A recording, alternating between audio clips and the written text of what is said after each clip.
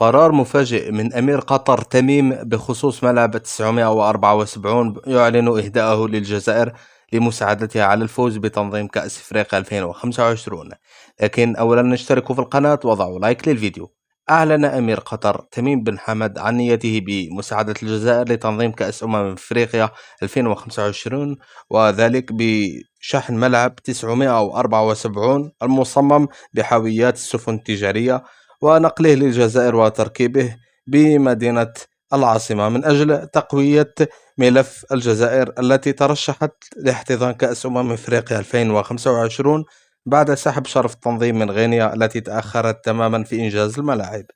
الخبر تناقلته مواقع إخبارية عربية وكذلك صفحات فيسبوكية، وهو الخبر الذي يشكل صفعة جديدة للصحفي الجزائري حفيظ دراجي الذي سبق الأحداث وقرار الكاف وأعلن فوز المغرب باحتضان العرس الإفريقي.